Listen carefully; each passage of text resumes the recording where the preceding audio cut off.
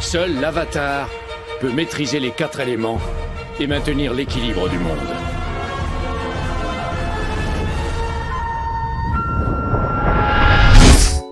La série Avatar est un réel ovni dans le paysage de l'animation en 2005.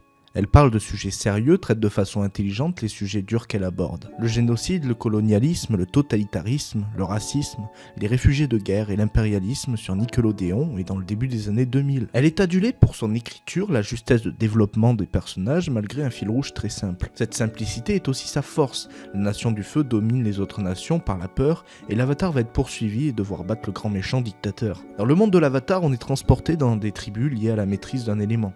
On a la tribu de l'eau, du feu, de la terre et du vent. L'Avatar est celui ou celle qui peut tous les maîtriser en même temps. Il doit par son passage et à l'aide de ses vies antérieures rétablir un certain équilibre dans cet ordre établi. Lorsqu'il ou elle meurt, son âme se réincarne dans un ou une autre. Dans cette première série, l'Avatar est Aang. La suite sera visionnée 4 ans après la fin de cette première. La légende de Korra est dans son essence un passage de flambeau entre la société laissée par Aang face à tout ce qu'il a construit et les problématiques que cela va entraîner. Durant sa vie et entre la série Avatar et Korra se déroulent de nombreuses années. Elles ont permis à l'Avatar de transformer le monde qu'on avait découvert par une cité dans laquelle toutes et tous pourraient cohabiter, les maîtres comme les profanes.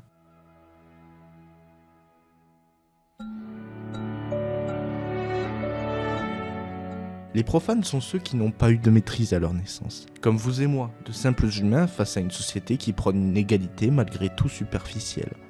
Car comment être égal à des personnes qui peuvent te griller sur place si l'envie leur prenait, face à des groupes de bandits qui terrorisent par leur maîtrise ceux qui n'en ont pas? Ce questionnement est au centre de la première saison. On change de façon de faire par rapport à la première série qui, malgré ses 3 saisons, racontait le même fil rouge. La légende de Korra en a 4, avec des ennemis et des problématiques différentes dans chacune d'entre elles. J'avoue qu'étant enfant, j'ai bien plus été transporté par cette dernière. On y voit une révolution, guerre civile, esprit en mode yokai japonais en colère. J'ai eu cette impression d'en voir plus de ce monde et qu'il vivait réellement. Chaque tribu a ses problèmes et tout n'est pas dû à la même raison. Les antagonistes de Korra m'ont passionné bien plus que dans Avatar.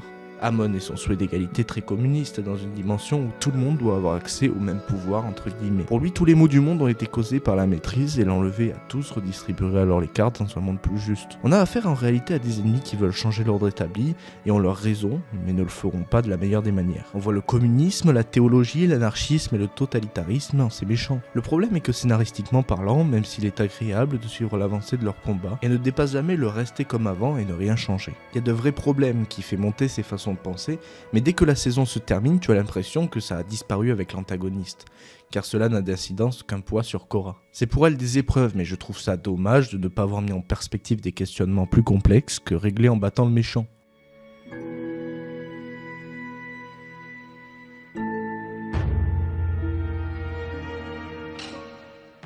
La série est magnifique, ça se voit que le budget est au rendez-vous dès le début de l'œuvre, les décors asiatiques spirituels sont magiques, comme toutes les évolutions au style steampunk apportées dans cette suite. Car oui, le monde évolue, on assiste à une réelle industrialisation et les problématiques se diversifient. On a une nouvelle team de l'Avatar qui se crée, qui n'a pas plu à tout le monde, tout comme le personnage de Korra. Je ne peux que vous conseiller de voir cette suite si vous ne l'avez pas vue. Le but de cette vidéo n'est pas de vous raconter la suite de la série, le but est que vous alliez la découvrir. C'est une vraie histoire prenant place après en évoquant le passé, reprenant les enfants des personnages qu'on a connus, les personnages qu'on a suivis de 2005 à 2008. Je profite de vous parler rapidement de cette suite étant donné l'adaptation live de Netflix, toute récente, que je n'ai pas visionnée. Mais celle-ci m'a fait me replonger dans la légende de Korra et ça m'a donné envie de revenir dessus. N'hésitez surtout pas à me donner votre avis sur cette série si vous l'avez vue et j'espère que ma vidéo vous donnera envie de la regarder. D'ici la prochaine vidéo, portez-vous bien.